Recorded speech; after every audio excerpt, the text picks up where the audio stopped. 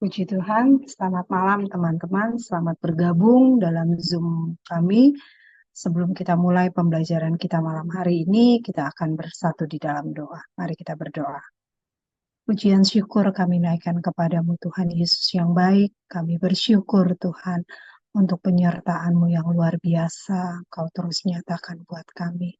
Terima kasih untuk anugerah-Mu yang luar biasa Engkau berikan buat kami.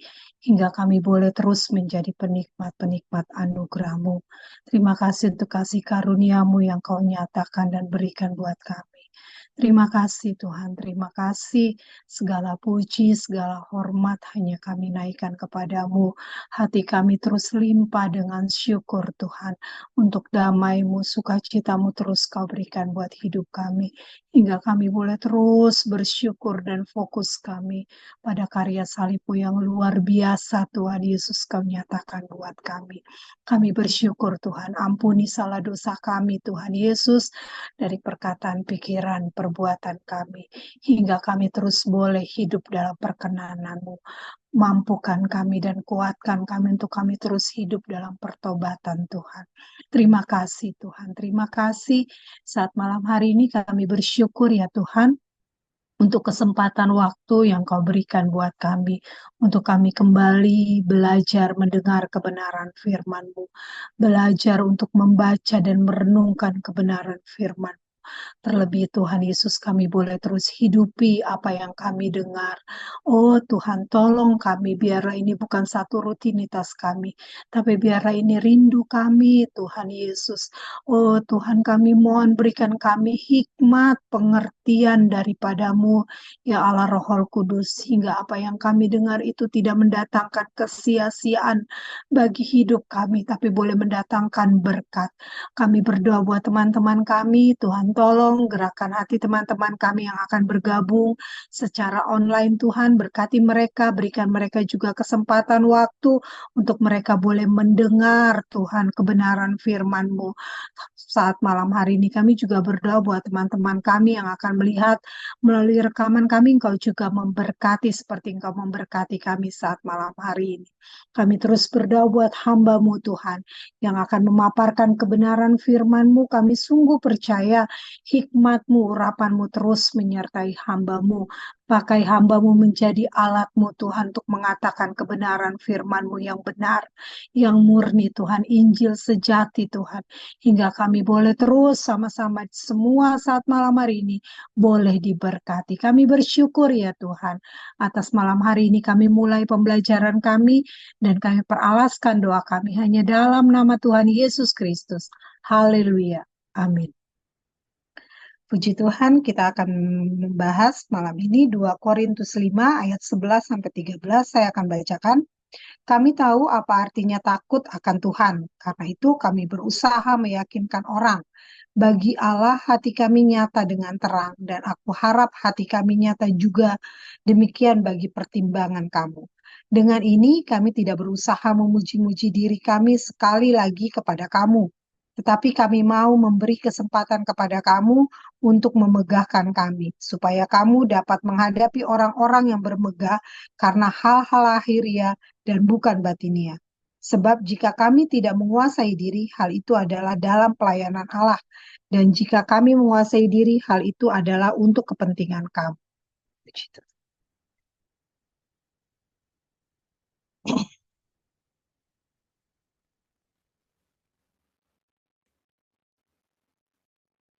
Puji Tuhan, bersyukur atas anugerah Tuhan, kembali sama-sama kita bisa belajar kebenaran firman Tuhan. Kita setelah beberapa minggu membahas pengharapan di dalam penderitaan, pengharapan setelah kematian, maka mulai malam hari ini kembali difokuskan pada pelayanan perjanjian baru, di mana pelayanan Rasul Paulus menjadi role model, menjadi teladan. Kita lihat A, B, C, D, E. Saat kita masuk ke pasal 4 ayat 16 itu bicara tentang pengharapan di dalam penderitaan bahkan kematian. Di poin D kembali itu tentang pelayanan perjanjian baru. Khususnya di bagian awal di ayat 11 dari pasal 5 kita akan melihat dasar dari kemegahan seorang pelayan perjanjian baru. Kita akan lihat bahasan pelayanan perjanjian baru ini sampai nanti di pasal 7 ayat pertama.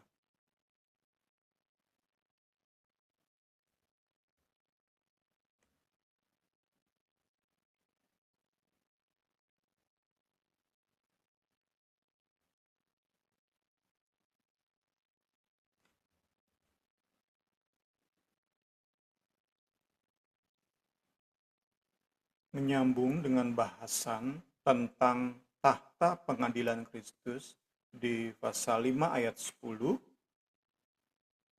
Rasul Paulus menggunakan tema tersebut, yaitu bahwa di tahta pengadilan Kristus semua motivasi kita disingkapkan, seluruh pelayanan perbuatan kita diperhitungkan, didasari oleh apa yang terjadi di tahta pengadilan Kristus. Paulus masuk kepada bahasan hidup takut akan Tuhan.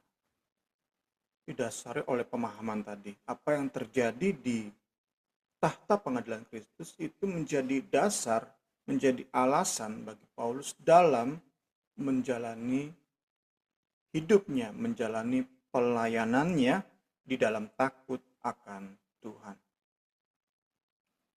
Kita sudah bahas kemarin di tahta pengadilan Kristus, semua disingkapkan, semua diperhitungkan. Itu yang menumbuhkan sikap takut akan Tuhan. Yang berarti kita sadar benar, Paulus sadar benar apa yang ia lakukan itu telanjang di hadapan Allah, dinilai oleh Allah.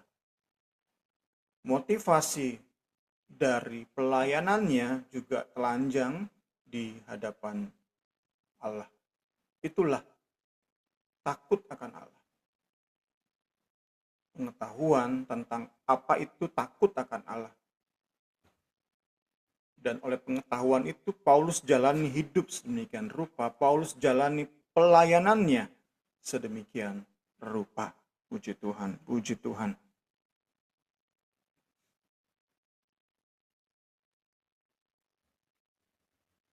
Kita lihat ada 3 hal yang kita dapati di ayat 11 sampai 13. 3 hal yang kita dapati di ayat 11 sampai 13. Pertama, Paulus membela dirinya di hadapan jemaat Korintus terhadap kritikan dari para pelayan palsu, yaitu para pelayan yang membanggakan, bermegah atas perkara-perkara jasmania dan bukan batinia. Para pelayan yang sudah kita belajar datang melayani kota Korintus setelah Paulus pergi meninggalkan jemaat ini. Para pelayan palsu ini menyatakan bahwa Paulus itu mengangkat dirinya sendiri sebagai rasul. Dan bahwa pelayanan Paulus itu nggak sehebat atau lebih lemah jika dibandingkan dengan pelayanan mereka. Tadi sekali lagi, mereka menonjolkan perkara-perkara yang dilihat oleh manusia. Sedangkan Paulus enggak. nggak heran jika secara sekilas pelayanan mereka lebih hebat daripada pelayanan Rasul Paulus. Dan itu mereka gunakan untuk mengajak jemaat Korintus meragukan kerasulan Paulus, meragukan keabsahan, kesejatian dari pelayanan kerasulan Paulus. Kita tahu bersama ini sebuah pembelaan yang diulang-ulang. Secara sekilas, tanpa mengerti konteks, kita akan berprasangka buruk terhadap Rasul Paulus. Kita bisa berprasangka bahwa Paulus ini insecure. Tapi jika kita mengerti lebih dalam konteks dari 2 Korintus ini, kita akan dapati bahwa berulangnya pembelaan Rasul Paulus atas kerasulannya itu nggak bisa dilepaskan dari besarnya kerinduan Rasul Paulus agar jemaat Korintus nggak terpengaruh oleh ajaran para rasul palsu, oleh ajaran para pelayan palsu. Itulah keterbebanan Paulus yang demikian luar biasa, sehingga terwujud dalam berulangnya Paulus membela diri, membela kerasulannya. Sekali lagi, jika kita nggak lihat konteks, kita nilai Paulus ini insecure, nggak pede dengan dirinya, nggak pede dengan kerasulannya. Karena diulang-ulang lagi, diulang lagi. Termasuk apa yang kita belajar malam hari ini. Tapi saat kita terus dalami firman, kita lihat konteks dari surat ini, kita bisa yakin Paulus itu secure banget. Ia mengulang-ulang membela diri itu demi kepentingan jemaat Korintus yang sedang berada di bawah pengaruh ajaran sesat para pelayan palsu. Ya, sekali lagi, di pasal 5 ayat 11-13, hal pertama kita lihat adalah bagaimana kembali Paulus membela dirinya. Kedua adalah Paulus menampilkan dalam pembelaan dirinya, menampilkan pelayanannya dalam hubungannya dengan Allah, yaitu bahwa Paulus dikenal oleh Allah dan bahwa tindakan tak terkontrolnya, itu kita lihat nanti di ayat 13. Tindakan tidak terkontrolnya itu adalah untuk Allah yang mengenal hatinya. Nanti kita akan lihat lebih lanjut tentang poin ini. Kemudian ketiga, yang akan kita lihat di pasal 5 ayat 11-13 adalah bagaimana Rasul Paulus mempertahankan keabsahan atau legitimasi dari pelayanan kerasulannya. Ia memberi seluruh hidupnya untuk menasihati. Ia membuktikan keabsahan pelayanan kerasulannya. Ia memberi seluruh hidupnya, memberi diri untuk menasihati, membujuk orang untuk mengerti apa itu takut akan Tuhan dalam kaitannya dengan tahta pengadilan Kristus. Ia melakukannya dalam penguasaan diri. Itu kembali kita bisa lihat di ayat 13, dibandingkan antara tidak menguasai diri dan menguasai diri. Nanti kita akan lihat tafsirannya, apa itu menguasai diri, apa itu tidak menguasai diri. Dalam membujuk, menasehati, meyakinkan orang untuk hidup takut akan Tuhan, Paulus melakukannya dalam mode menguasai diri, agar sedapat mungkin apa yang ia sajikan dapat dimengerti oleh dunia, oleh orang-orang yang belum percaya. Pesan ini yang kita bahas malam hari ini sangat penting bagi jemaat Korintus. Saya percaya itu juga penting bagi kita. Paulus tidak mau jemaat Korintus menjadi bingung dalam memiliki memiliki dasar evaluasi, dasar menguji pelayanan seseorang nih asli atau palsu. Kita kan diajari untuk bisa menilai, membeda-bedakan roh, membeda-bedakan ajaran, membeda-bedakan mana pelayan palsu, mana pelayan asli. Kita kan perlu itu. Nah, dasarnya apa? Paulus pengen jemaat Korintus punya dasar yang benar. Karena kalau dasarnya adalah tampilan lahiriah, bagaimana para rasul palsu itu berkarunia roh, Paulus nggak ada apa-apanya. Akan dengan sangat mudah jika jemaat Korintus memakai penampilan lahiriah sebagai dasar menilai seseorang ini palsu atau asli, maka dengan mudah mereka menilai Paulus itu palsu. Sedangkan rasul-rasul yang super ini yang asli. Jika dasar penilaian, dasar evaluasi adalah hal-hal lahiriah, hal-hal yang nampak bagi mata jasmani. Paulus nggak mau. Itu tentu penting bagi kita. Kita pun perlu memiliki dasar evaluasi yang tepat, yang benar. Sehingga kita nggak mudah dipengaruhi, nggak mudah disesatkan.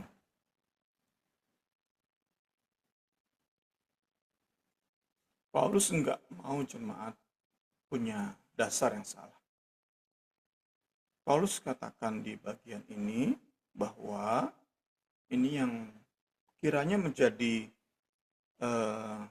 pengingat, reminder. Paulus tegaskan di bagian kita malam hari ini sebelum kita lihat ayat per ayat bahwa pelayanan publik itu sesungguhnya sudah cukup menjadi dasar evaluasi. Bagaimana Paulus melayani dengan pesan yang sejujur-jujurnya dengan berani, dan bagaimana dengan penuh kasih ia membujuk, ia menasehati, ia berusaha meyakinkan orang, itu sesungguhnya sudah bisa menjadi dasar evaluasi bahwa Paulus ini benar Rasul Kristus. Sekali lagi dibandingkan dengan para rasul palsu yang memalsukan Injil, yang memodif Injil supaya bisa diterima oleh banyak orang. Paulus enggak seperti itu. Paulus benar-benar rindu jemaat sebanyak mungkin orang diselamatkan, dengan penuh kasih, dengan penuh kesabaran disampaikannya lah berita Injil itu sejelas mungkin, seterang mungkin, sepersuasif mungkin. Tetapi konten dari Injil itu nggak diubah-ubah oleh Rasul Paulus. Bahwa oleh iman pada Kristus manusia diselamatkan, bukan oleh sunat, bukan oleh perbuatan mentaati Taurat. Itu nggak diubah-ubah konten itu. Tetapi bagaimana Paulus menyampaikan itu, Paulus katakan we persuade, kami membujuk, kami berusaha sedapat mungkin meyakinkan orang bahwa keselamatan sejati hanya dalam iman pada Yesus Kristus. Bagaimana Paulus membujuk dan bagaimana konten Injil itu seharusnya sudah bisa menjadi dasar untuk menilai apakah seseorang ini sejati atau palsu. Seorang pelayan, penginjil, pengkhotbah, pendeta, evangelis, dan lain-lain sebagainya, ini asli atau palsu adalah bagaimana ia menyampaikan pesannya dan bagaimana atau apa isi pesan tersebut.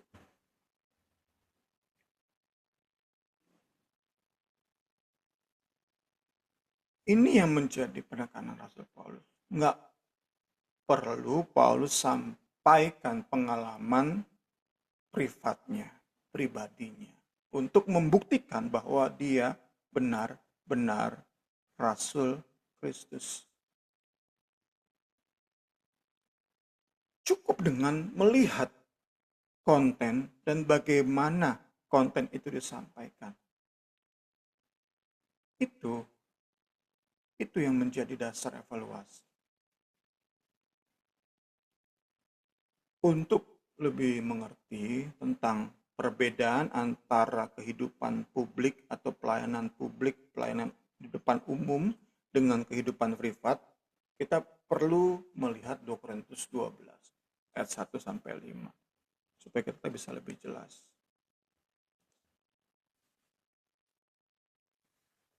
Aku harus bermegah, sekalipun hal itu tidak ada faedahnya. Namun aku hendak memberitakan penglihatan-penglihatan dan penyataan-penyataan dari Tuhan. Aku tahu tentang seseorang di dalam Kristus 14 tahun yang lampau. Entah di dalam tubuh, aku tidak tahu. Entah di luar tubuh, aku tidak tahu. Allah yang mengetahuinya. Inilah yang Paulus tunjuk sebagai di luar kontrol. Tidak menguasai diri. Nanti kita akan lihat lebih lanjut lagi. Orang itu tiba-tiba diangkat ke tingkat yang ketiga dari surga. Aku juga tahu tentang orang itu. Entah di dalam tubuh, entah di luar tubuh. Aku tidak tahu, Allah yang mengetahuinya. Ia tiba-tiba diangkat ke Firdaus. Dan ia mendengar kata-kata yang tak terkatakan. Yang tidak boleh diucapkan manusia. Atas orang itu aku hendak bermegah. Tetapi atas diriku sendiri aku tidak akan bermegah. Selain atas kelemahan-kelemahanku. Inilah kehidupan privat dari Rasul Paulus. Dan Paulus sebenarnya nggak mau sampaikan ini. Ini hanya tentang Paulus dan Kristus. Paulus nggak mau sajikan hal ini untuk membuktikan bahwa dia Rasul. Paulus rasa ini nggak perlu.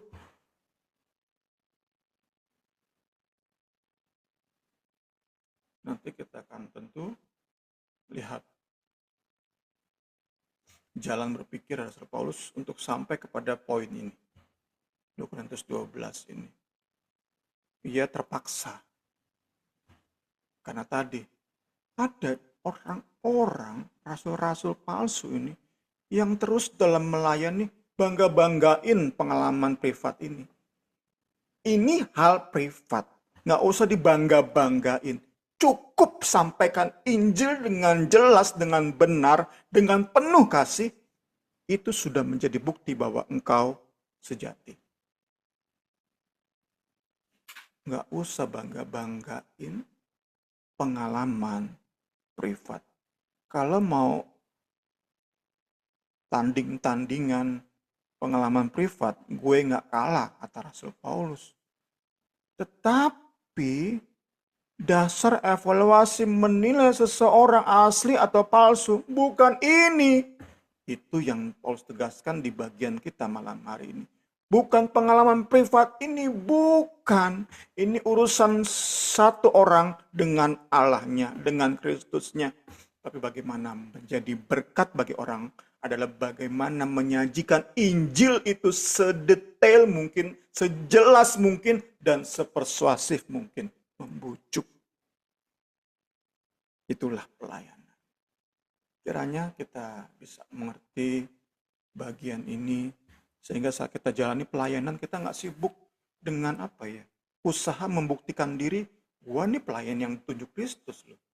Gua nih pelayan sejati loh. Capek kita. Capek. Mari lelah kita itu untuk bagaimana sajikan Injil itu sejelas mungkin, semenarik mungkin, tetapi tanpa memodif kontennya. Itu yang membuat kita capek seharusnya. Jangan sibuk promosi diri. Gua tadi malam mimpi ketemu Tuhan. Gua tadi malam dengar Tuhan berkata. Gua pas berdoa, Tuhan bicara secara lantang ke kuping gue. itu nggak membuktikan bahwa dia pelayan sejati atau enggak. Itu yang menjadi bagian kita malam hari ini. Pengalaman privat tersebut nggak membuktikan bahwa seseorang sejati atau palsu. Itu yang menjadi bagian kita malam hari ini. Tuhan Yesus menolong dan menolong kita.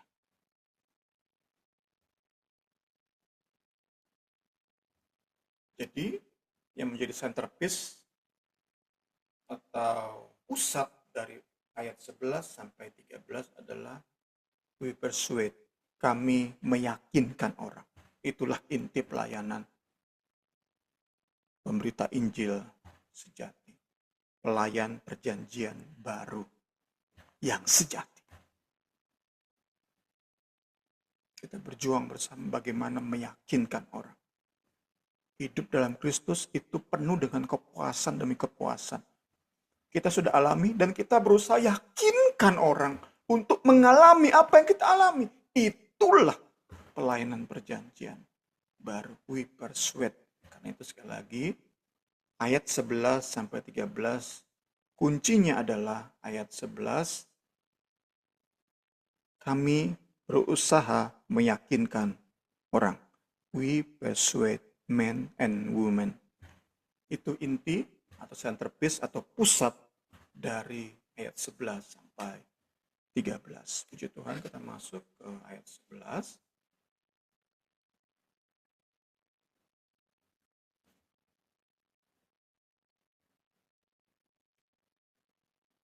Paulus mengetahui benar apa itu takut akan Tuhan.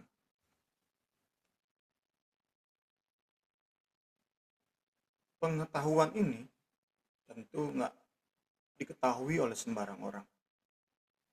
Saat Paulus katakan, aku tahu apa itu takut akan Allah, kita bisa yakin Paulus benar-benar tahu. Karena sekali lagi, pengetahuan ini nggak diketahui oleh sembarang orang, bahkan oleh orang Kristen yang sudah bertahun-tahun jadi Kristen, sudah beribu-ribu khotbah dia dengar. Masih ada orang-orang yang berpikir, masih banyak orang Kristen berpikir takut akan Tuhan itu sekadar atau mirip dengan takut sama setan, takut sama hantu.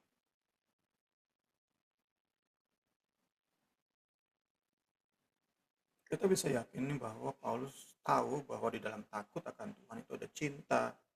Di dalam takut akan Tuhan itu ada elemen hormat, ada elemen kagum, ada elemen dedikasi, ada elemen hasrat menyerahkan seluruh hidup, ada elemen kesiapan untuk dinilai di tahta pengadilan, untuk mempertanggungjawabkan, kerelaan untuk mempertanggungjawabkan semua yang kita lakukan.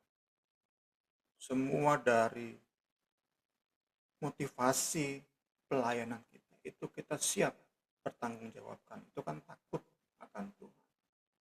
Kita bisa daftarkan lebih lanjut tentang elemen-elemen dari takut akan Tuhan.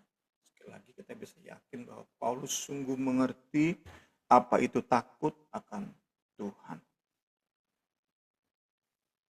Dan di dalam pengertian tersebut, pengetahuan tersebut, Paulus ingin pengetahuan tersebut di-share kepada orang-orang yang ia layani. Ia berusaha yakinkan jemaat, yakinkan sebanyak mungkin orang, bujuk sebanyak mungkin orang untuk juga punya pengetahuan tersebut. Punya pengetahuan yang benar tentang apa itu hidup takut akan Tuhan. Pengetahuan ini kita yakini yang mendorong Paulus untuk menyampaikan kebenaran Injil itu dengan tulus hati dan dengan sebenar-benarnya tanpa diubah-ubah.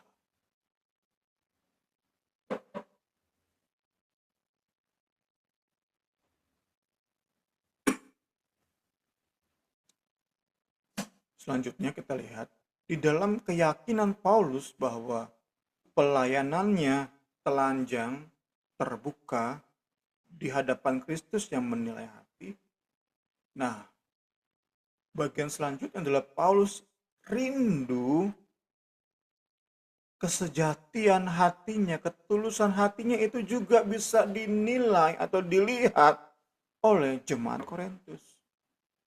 Itu yang kita dapati di bagian ini. Bagi Allah, hati kami nyata dengan terang. Nah, hati yang demikian yang dimiliki Paulus, itu Paulus rindu juga bisa dimengerti oleh jemaat Korintus.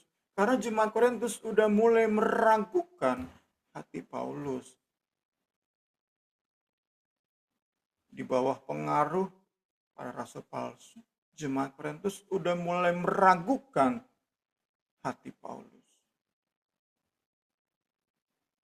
Itu masuk ke bagian berikutnya.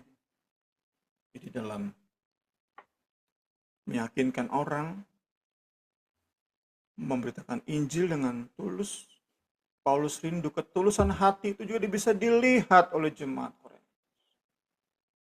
Puji Tuhan, puji Tuhan. Sehingga dengan demikian, harapan Paulus saat para pelayan palsu jelek-jelekan Paulus, jemaat Korintus bukan yang terpengaruh, tetapi jemaat Korintus bela Paulus. Itu kerinduan Paulus. Di hati kecil Paulus pengen banget orang-orang yang sudah bertobat lewat pelayanan ini. Paulus sudah mati-matian berkorban banyak hal untuk melayani, menginjil di kota Korintus dan banyak jiwa diselamatkan. Paulus ingin orang-orang ini saat dicekoki nasihat-nasihat buruk, fitnah-fitnah oleh para pelayan palsu, mereka bukan terpengaruh, tetapi mereka membela Paulus yang sudah Tuhan pakai untuk membawa mereka kepada iman sejati. Bela dong gue udah sampaikan Injil dan kalian diselamatkan, bela dong gue. Karena itu Paulus rindu banget, hati yang tulus, yang ia katakan, aku berani di hadapan Allah, hatiku ini tulus.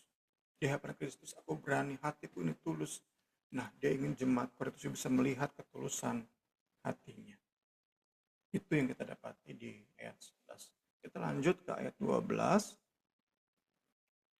Paulus tuliskan di sini bahwa pelayanannya adalah meyakinkan orang untuk takut akan Allah.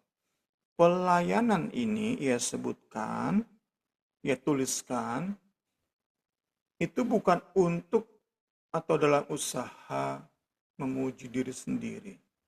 Kita lihat kan ayat 12 kan, dengan ini kami tidak berusaha memuji-muji diri kami sekali lagi.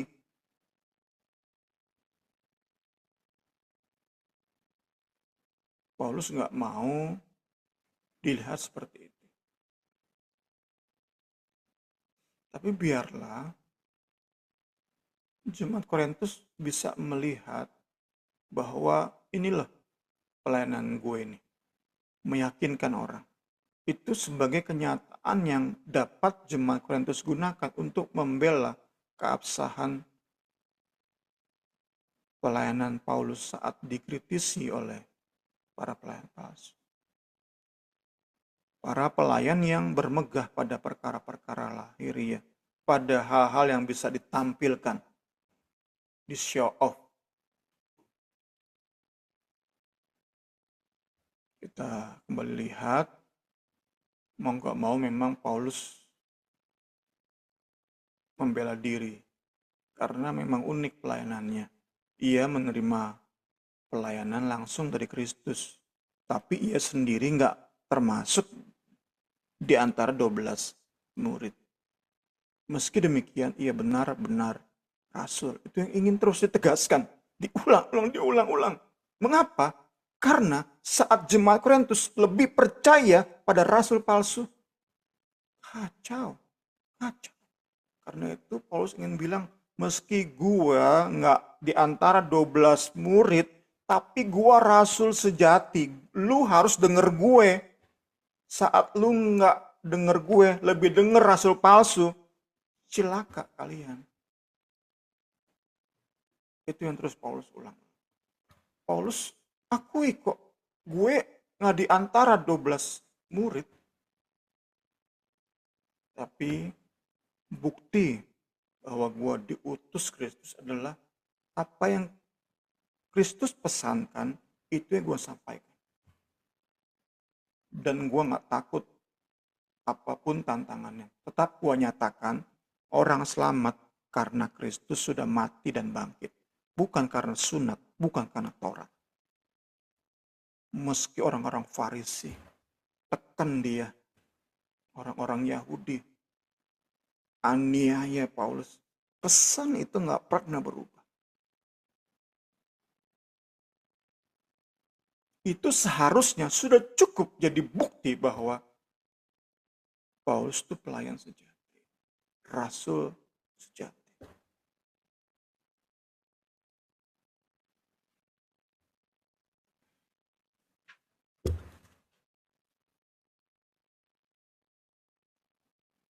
Bukti keabsahan ini sesungguhnya bisa menjadi dasar bagi jemaat Korintus untuk menghadapi para pelayan, tanda kutip tentu, yang membanggakan hal-hal lahiriah yang dapat dilihat manusia.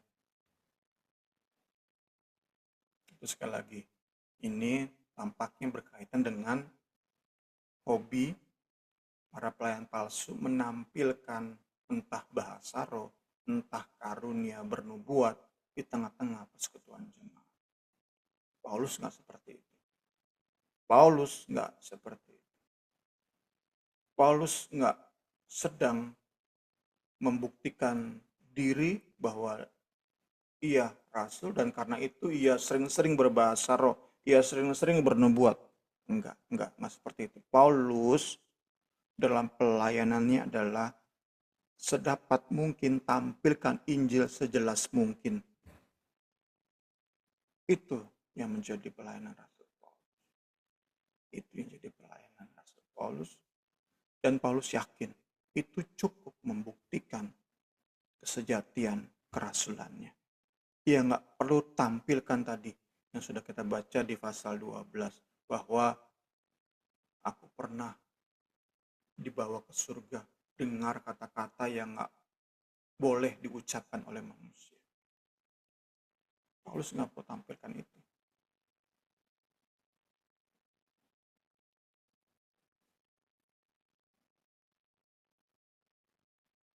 Kita masuk ayat terakhir malam hari ini, ayat 13, judul. Ya, ini dia. Sebab jika kami tidak menguasai diri, apakah yang dimaksud dengan tidak menguasai diri? Ini bagian yang saya pribadi juga sulit untuk mengerti apa maksud Paulus tidak menguasai diri. Sebab jika kami tidak menguasai diri, apakah Paulus lepas kontrol? Apakah Paulus ada saat di mana ia nggak menguasai diri, nggak hidup dalam ciri buah roh penguasaan diri? Apakah itu yang dimaksud oleh Rasul Paulus?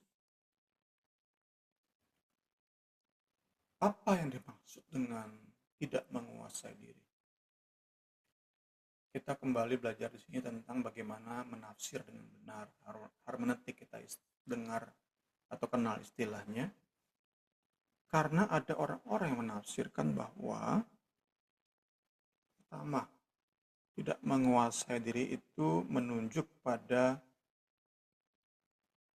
kondisi Paulus sedang ayan atau epilepsi. Yang ditunjuk oleh para penafsir yang menyetujui penafsiran tersebut sebagai duri dalam daging Paulus di pasal 12 ayat 7. Paulus itu punya sakit ayan, karena itu ada saat di mana ia tidak menguasai diri. Tafsiran yang saya percaya tidak mendapat dukungan yang kuat. Apakah Paulus punya sakit ayan itu masih perdebatan yang terus panjang. Kedua adalah tidak menguasai diri itu ada yang menafsirkan saat Paulus sedang mania. Mania itu adalah sebuah kondisi yang terjadi saat pengidap gangguan bipolar disorder, itu sangat bersemangat. Kan ada kondisi di mana seorang bipolar itu sangat sedih. Nah, mania ini,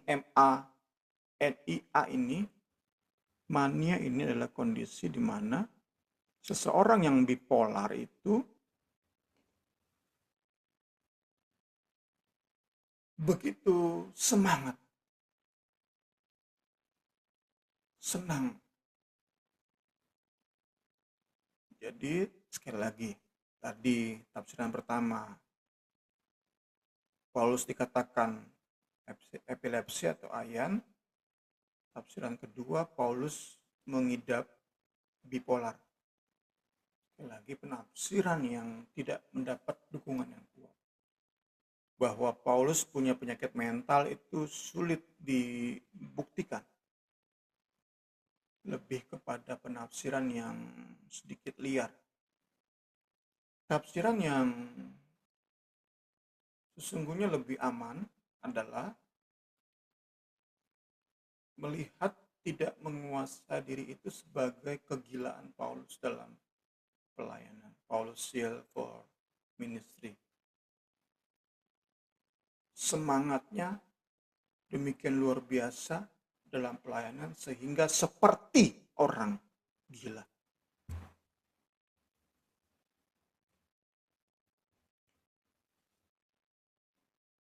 Sementara Paulus mengemukakan semuanya itu untuk membela dirinya. Berkatalah Festus dengan suara keras, "Engkau gila, Paulus. Pengetahuanmu yang banyak itu membuat engkau gila." Nah, ini yang dipakai menjadi dasar bahwa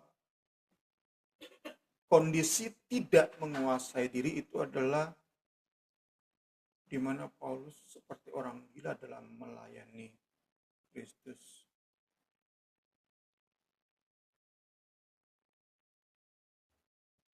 Seperti halnya Tuhan Yesus sendiri. Ada saat di mana orang-orang di sekelilingnya melihat Yesus itu seperti orang gila. Demikianlah Paulus dinilai oleh orang-orang di sekitarnya. Karena, mengapa dikatakan gila? Karena tindak tanduk mereka, perbuatan mereka nggak normal. Mereka jadi berbeda banget dari orang-orang di sekitar mereka. Tindak tanduk mereka benar-benar berbeda dari pola yang udah biasa di tengah-tengah norma masyarakat. Ini Tuhan Yesus pernah dikatakan seperti ini. Waktu keluarga mendengar hal itu, mereka datang hendak mengambil dia. Sebab kata mereka, ia gila, ia tidak waras lagi. Yesus dikatakan oleh keluarganya gila. Karena tadi kegilaannya dalam melayani itu membuat tampak berbeda banget dengan kalau kita kan hidup ya bangun jam 5, tidur jam 10.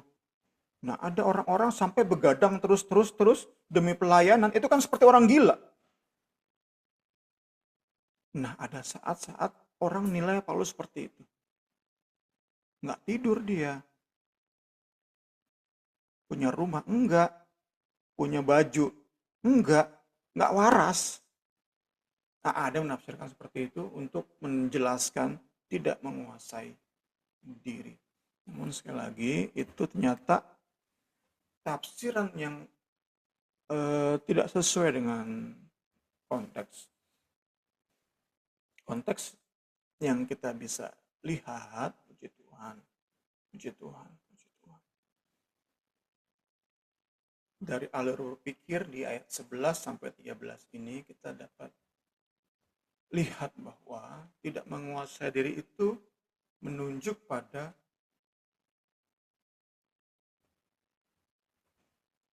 sebuah keadaan yang berbeda dengan bagaimana Paulus meyakinkan orang, bagaimana Paulus melayani secara publik.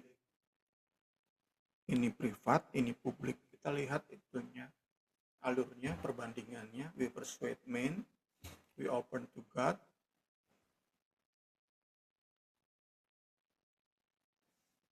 Persuade sama self-control itu menjadi satu sisi, kemudian sisi lain adalah keterbukaan hati dan beside ourselves itu tadi, tidak menguasai diri. Kata Paulus tadi di pasal 12 tadi kan, entah di dalam tubuh, entah di luar tubuh, beside. Jadi seperti Paulus menempatkan diri di luar keberadaannya. Ini loh, ada orang seperti ini loh. Entah orang ini gua atau enggak, Allah yang mengetahui, tapi orang ini tiba-tiba diangkat ke Firdaus dan dia mendengar kata-kata dan selanjutnya.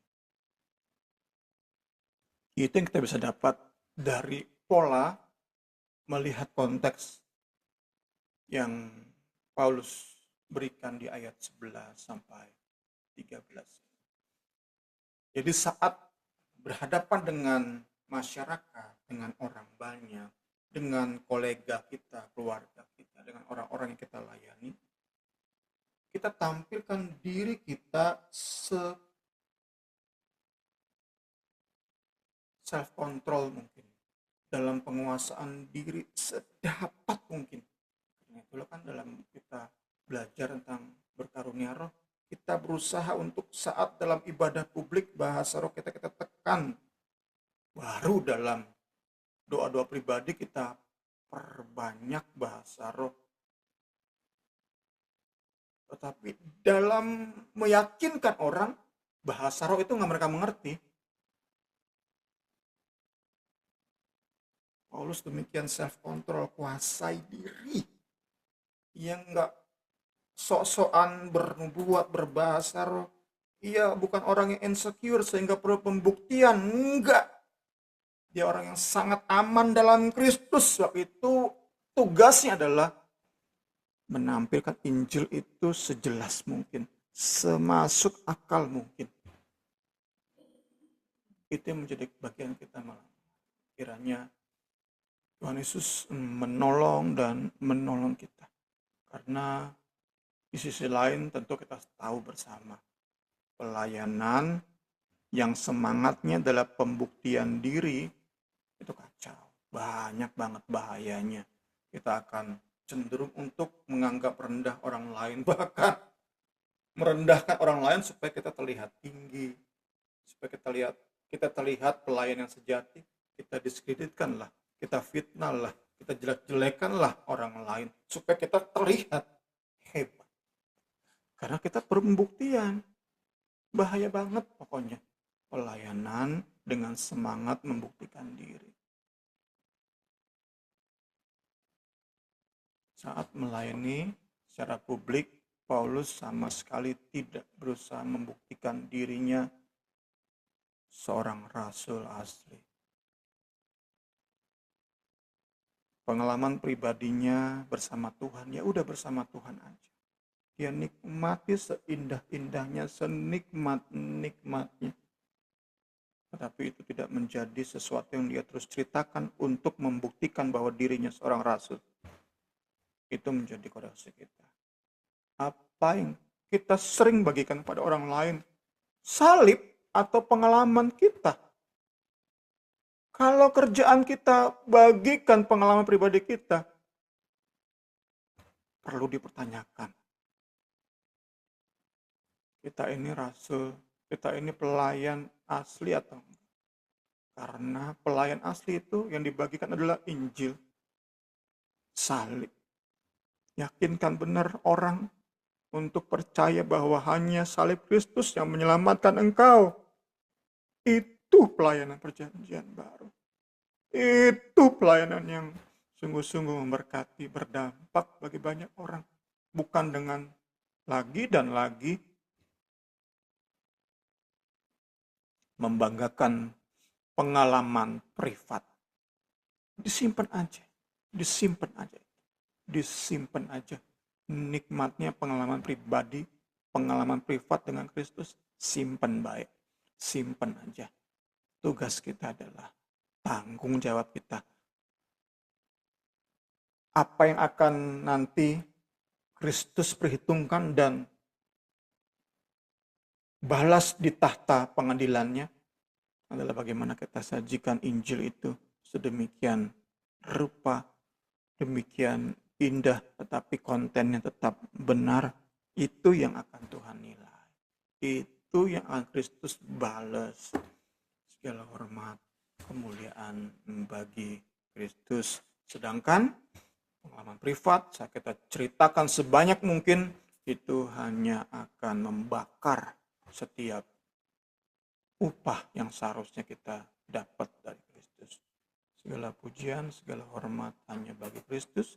Kiranya pembelajaran kita malam hari ini kembali memperlengkapi kita untuk terus bertumbuh di dalam pelayanan yang lebih berdampak. Selamat malam, Tuhan Yesus berkati kita semua.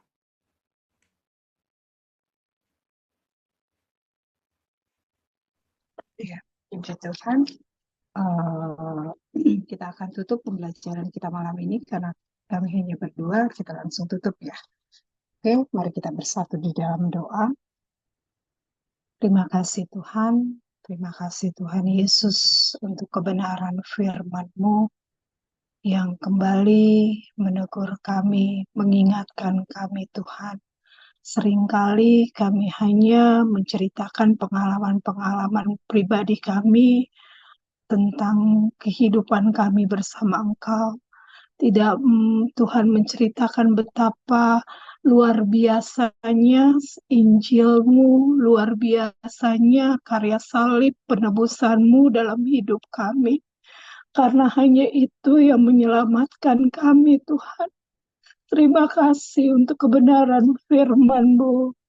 Biar Tuhan Kau terus ingatkan kami, tegur kami dengan kasih-Mu. Biar kami boleh terus dari hari ke hari belajar Tuhan. Untuk kami boleh menceritakan Injil-Mu yang luar biasa buat kami. Salib Kristus penebusan-Mu buat kami. Oh Tuhan, Kau mampukan dan kuatkan kami untuk kami boleh terus Tuhan dari hari ke hari belajar terus memperkatakan Injil-Mu, bukan pengalaman-pengalaman pribadi kami Tuhan. Ajar kami boleh terus memperbarui hidup kami. Biar cinta kami akan Engkau itu terus boleh Tuhan bertumbuh. Kami boleh terus Tuhan mendedikasikan hidup kami terus untuk kemurahan Engkau Tuhan buat hidup kami. Terima kasih Tuhan, terima kasih untuk firman-Mu.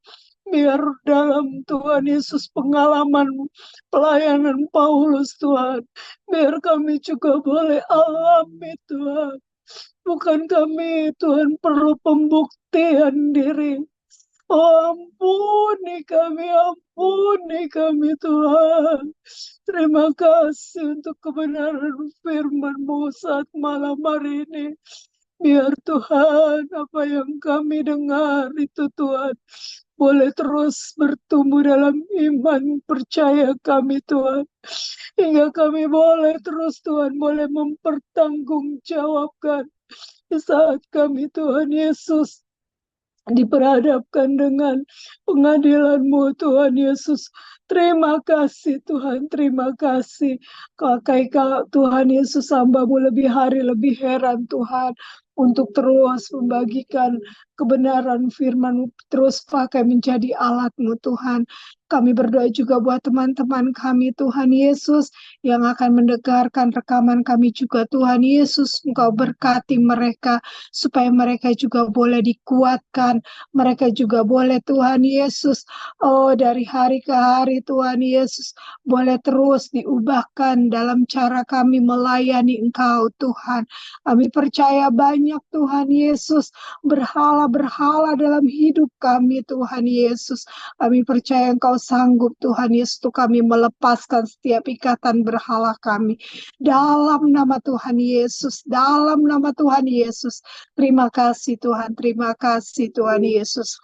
Kami bersyukur dan bersyukur saat malam hari ini. Kami peralaskan doa kami dan kami tutup pembelajaran kami hanya di dalam nama Tuhan Yesus Kristus. Haleluya. Amin.